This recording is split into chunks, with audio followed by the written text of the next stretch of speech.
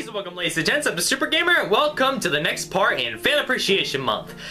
This week we are going to take a look at a game I've actually been meaning to look at for quite some time, but because Glace the Hedge Fox requested it, I was saving it for this month, and that game is Cuphead.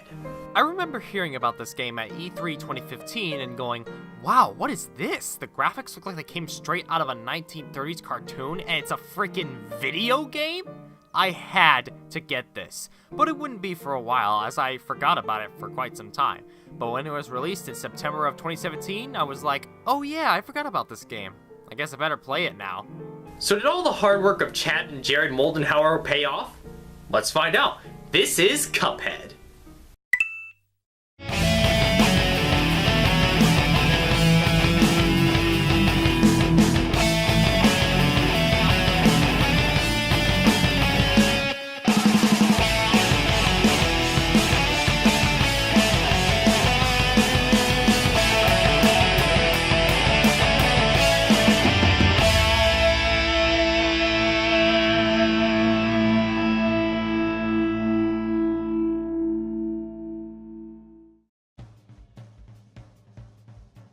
Beginning with the 1930s look to everything, the story is about Cuphead and Mugman, two brothers who one day stumble upon a casino run by the freaking devil himself. They're on a winning streak with craps when Lucifer makes them a bet.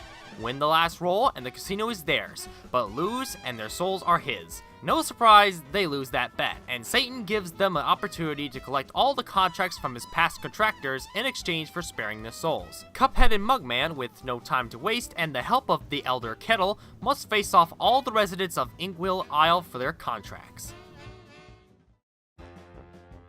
I'm just gonna say it right now. Cuphead is the best looking and sounding game of 2017. That is fact, and if you disagree, you're a dipstick. End of review! Okay, in all seriousness, Cuphead is a fantastic looking game, largely because everything that you see is 100% hand-drawn in 60 frames per second. I will say that again, 60 frames per second! Now, as someone who's a casual artist and nothing more, I can only imagine that making this game had to be the absolute worst. But man, did it pay off wonderfully. I can also say the same thing about the soundtrack. It uses many instruments used in the 1930s, further implementing the Cuphead aesthetic. It even features not one, not two, but 3 vocal songs. 2 are barbershop quartets, and 1 is a fantastic jazz theme to Mr. King Dice that just gets me singing along every time. Cuphead as a game is really freaking challenging. Definitely not something you could just turn your brain off to. No, it's more like getting kicked in the crotch over and over. Cuphead is a run-and-gun shooter, similar to that of Contra and Gunstar Heroes. Every boss has several phases in which you must memorize their patterns in order to win.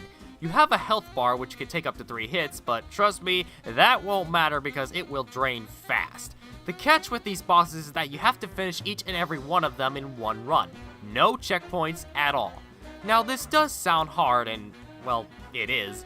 However, the control for this game is top notch, so if you die, it's your fault and your fault alone. Not to mention, all the bosses make certain movements that will let you know what they're going to do next. The game is split into 3 gameplay styles. One is the run and gun boss fights, the second is actual levels to play through and collect coins, which you also have to do in one run. You can use those coins to buy power-ups from Pork Ryan's Emporium, which can give you different shots to use, which could be effective or ineffective depending on the boss. And the last gameplay style is the flying levels, where you're in a plane and can move anywhere on the screen.